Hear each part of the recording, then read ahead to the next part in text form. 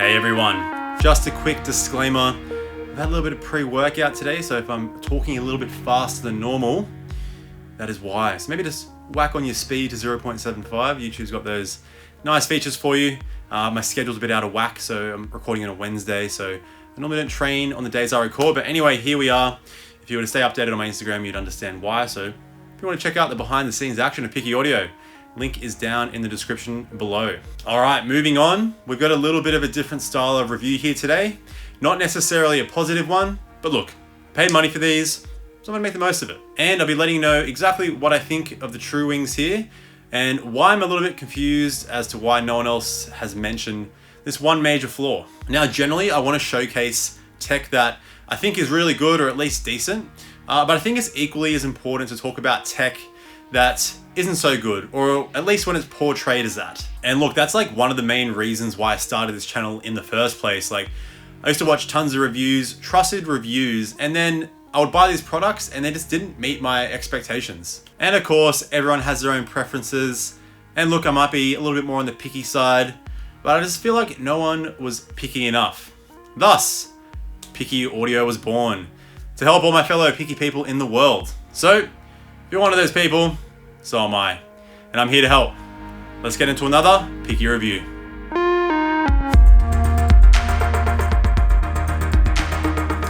Like sweating up in here, it's pre-workouts. Getting me going. All right, starting with physical features here as usual. I'm just gonna kind of power through each of these main sections here. I wanna focus more on the negative side here today. So starting with physical features and design. And overall, build quality here is pretty nice.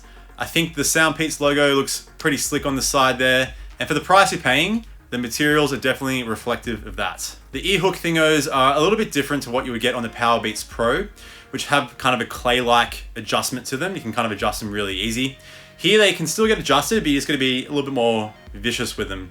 And it can work for pretty much any ear size. And this kind of follows onto the case. You're getting pretty good build quality here as well. Not as good as a PowerBeats Pro, not really expected. You're paying like a fifth of the price. But still really good. And the case is a little bit on the larger side, but as are most cases with the wing kind of design there. These are also IPX7 waterproof, so fine for using in the rain, any kind of working out, and they can be submerged in water. Battery life, you get 22 hours in total with the earbuds in the case, and 4 hours just with the earbuds. Keep in mind that's probably at 50% volume, so not the best, but not too bad. They also charge via USB-C, which is nice, and you get a nice cable included in the box. Touch controls, they control everything here. I'll whack up the controls here. The only difference is you have a double tap on the left earbud to turn on transparency mode, which is actually pretty good. It's definitely not on the level of like the Sony WF-1000 XM3 or the AirPod Pros, but for the price you're paying here, it actually works really well. It allows you to hear your own voice pretty well and lets in the ambient noise around you to a decent degree. They've also got Bluetooth 5.0 and they use SBC and AAC. No aptX here. And in terms of latency, you are gonna get a little bit of latency on YouTube and Netflix. This is tested on an iPhone XS. It's definitely there. It's not super noticeable, but at this price point, it's more noticeable than other pairs you can get even from SoundPEATS as well. In terms of Bluetooth range, I got 90% in my outdoor test and 85% in my indoor test, so on par with the competition here. And overall connection is a little bit sloppy here. I find a lot of SoundPEATS products that use the Realtek chip. You have random disconnects, one earbud won't connect. It's not deal breaking, but it's definitely something worth noting. Unlike SoundPEATS products that use the Qualcomm, I don't know how to say that, Qualcomm chips, I find they're a little bit more reliable. You can also use the left or the right earbud individually, and they also work in mono mode, which is really cool. And in terms of the microphone quality, on its own, it's pretty good. When you got background noise, it pretty much blocks out nothing. So if you're in noisy environments, not the best stuff here. Oh, all right.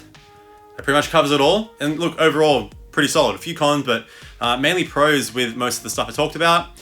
Now onto the ugly side. And basically, in my opinion, these sound like crap. But there's more to it.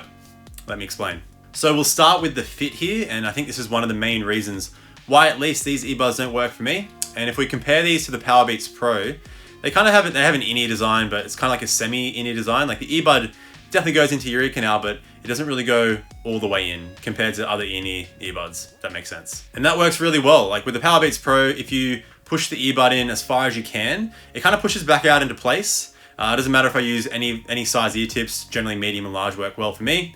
Pushes back out in place, it sits where it should, and it kind of just has that bit of Apple magic. It just kind of works.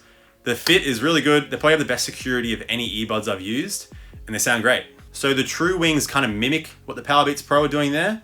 The only downside is that with the TrueWings, you can push the earbud in as deep as you can, and the deeper the earbud goes in, the deeper the bass gets, and that's not a good thing. And that's basically the main issue. For me to get a decent fit with the TrueWings, the bass just becomes ridiculous. Like, it completely overpowers everything. And most SoundPEATS products are pretty bass heavy. I mean, but if we compare these to something like the TrueShift 2, which I think are a pretty bass heavy earphone, but they're a little bit more balanced.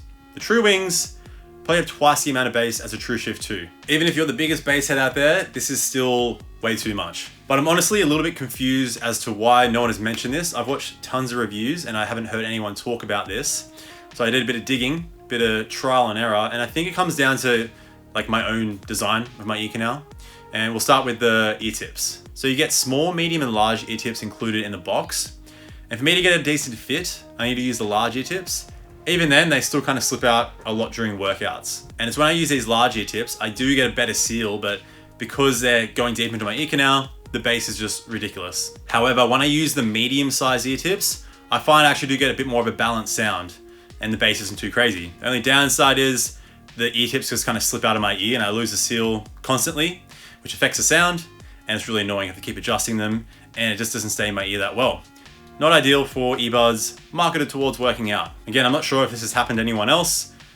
If you know anyone or it's happened to you, leave a comment down below, let me know. But I think the main reason is that I generally find that deeper fitting earbuds work better for me. And some examples would be like the Sony WF-1000 XM3s or the SoundPEATS TrueShift 2. Really secure fit with either of those, and probably a lot of other earbuds I can't think of right now. So I think it's because the TrueWings are designed to sit outside the ear canal, kind of like the PowerBeats Pro, except they just have that flaw of the fact that if they go in too deep, you get way too much bass. I don't know, it doesn't really make sense. I was really confused. So anyway, I contacted SoundPEATS.